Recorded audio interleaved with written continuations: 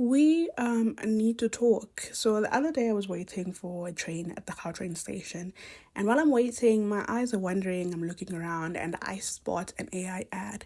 I believe it was on a poster, if not a screen, right? I think it was a screen.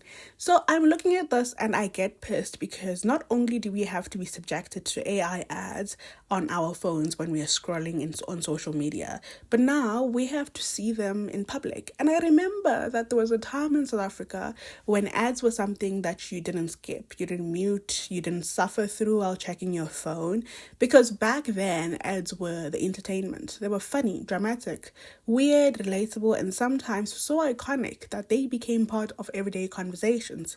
But today, we are being flooded with cold, lifeless, AI generated adverts that somehow manage to look expensive and lazy at the same time. And honestly, I can confidently report that South Africans are tired. If you go on any comment sections of such ads on TikTok, Facebook, Instagram, you will see that South Africans are pissed off at AI ads and they hate them because there's a growing irritation and, might I say, almost contempt towards companies using artificial intelligence to create adverts while unemployment in the country keeps climbing.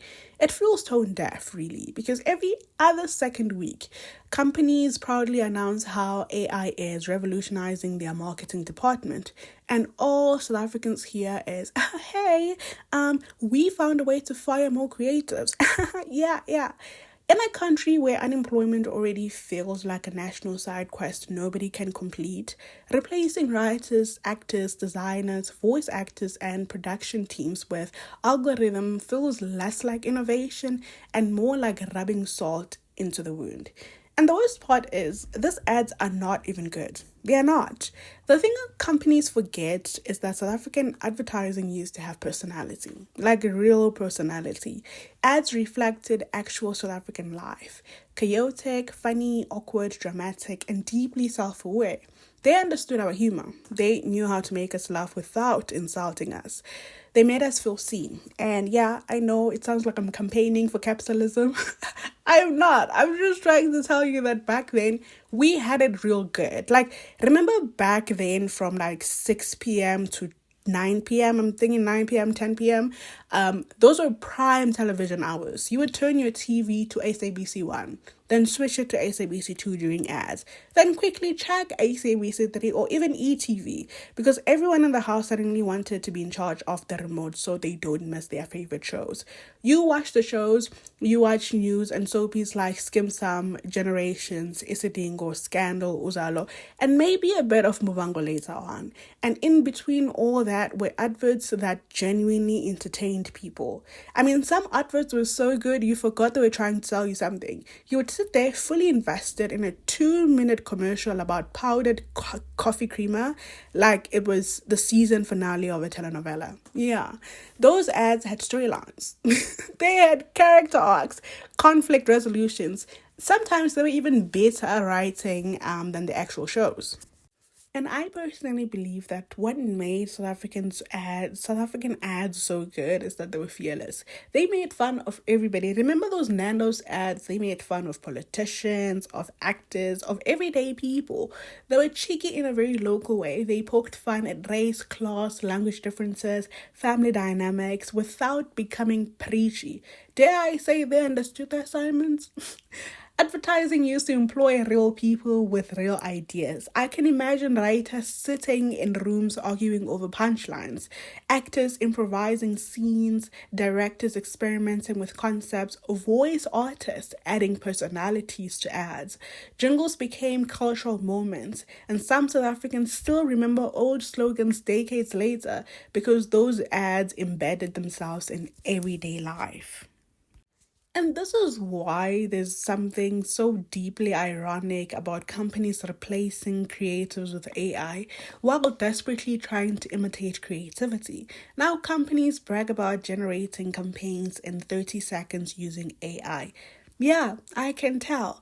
And honestly, I don't think South Africans like resent AI because people use AI in their everyday lives, but South Africans resent the laziness more than the technology itself because we're not anti technology. No, we love innovation. Remember Mixit, BBM, the emotional trauma of having to buy data before Wi Fi was normal? We adapt quickly, but people can tell when technology is being used to enhance creativity versus when it's being used to replace effort entirely. And I believe this is what is happening here. And that's why nostalgia for old South African adverts is growing stronger. The other day, I watched an entire episode of Seven Deland on TikTok. And after this, it kept my news feed. It's a news feed. My FYP, yeah, my FYP kept recommending like videos of old South African ads because there are people that post old South African ads on TikTok. And I just remember how good we had it. I wish I can go back and appreciate it because it didn't last. Those ads remind people of a version of a country that felt more connected somehow. Even during difficult times, there was humor, shared experiences, collective jokes. Everybody watched the same channels because there were not 17 streaming services asking for debit orders. No, the country felt culturally united for a few hours every evening. Modern day advertising forgot that entertainment is the best marketing. Hey, I'm not trying to tell capitalism how to do its job, but I'm just saying if you're going to be bombarding us with adverts, you can at least entertain us.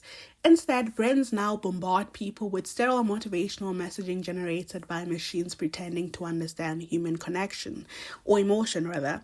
Every ad feels like a LinkedIn post somehow escaped into television. And maybe that's why South Africans miss old ads so much. They were human. They were messy, yes. Loud, dramatic, ridiculous, yes. But they were deeply South Africans. AI can generate images, voices, and scripts, but it cannot recreate cultural memory. It cannot recreate the feeling of laughing with your family at the same ridiculous advert every night until somebody in the house starts repeating the catchphrase for the next 2 weeks. It cannot recreate the joy of seeing local humor reflected back at you in a way that feels genuine. At the end of the day, South Africans do not hate AI because it exists. There's so many reasons to hate AI, by the way, but I don't think South Africans hate AI. No, they use it, which is a topic for another day. They hate the way companies are using it, replacing human creativity with cheap imitation while unemployment rises and originality disappears. People are not longing for the past simply because they are nostalgic. No, they are longing for effort. Remembering the times when people actually took the effort to make ads that connect with people, for personality, for humor, for ads that understood South Africans instead of trying to stimulate them with AI. Because what are we doing? Because deep down, we all miss those evenings in front of the TV, flipping between SABC channels, hearing the familiar theme songs, laughing at ridiculous adverts, and feeling like South African media actually had a pulse. I find conversations about AI so difficult to have because I end up sounding like I'm crazy. The way I'm anti-AI, I sound like I'm crazy while I'm talking about why we shouldn't have AI. So that's why conversations about AI are so difficult, because a lot of people feel like AI helps them. A lot of people can mention a whole list of how AI has improved their life, their careers, or whatever, right? But I think I draw the line when it comes to corporations using AI. I think that's something that we should never allow because it's deeply inhumane. There are a lot of people that can do what AI is doing right now and even better, right? But no, corporations want to use AI so they can cut costs. No, I don't think that should be allowed. I think that's deeply inhumane because you are taking food out of people's mouths. You are taking the opportunity for people to make a living, and that's not right. And I think if this is what innovation is, and if this is what society is heading towards, I want to get off right now. Thank you. But let me know what you think about AI. I hope you liked the video. If you did, please like it, please subscribe, and I will catch you in the next one. Bye.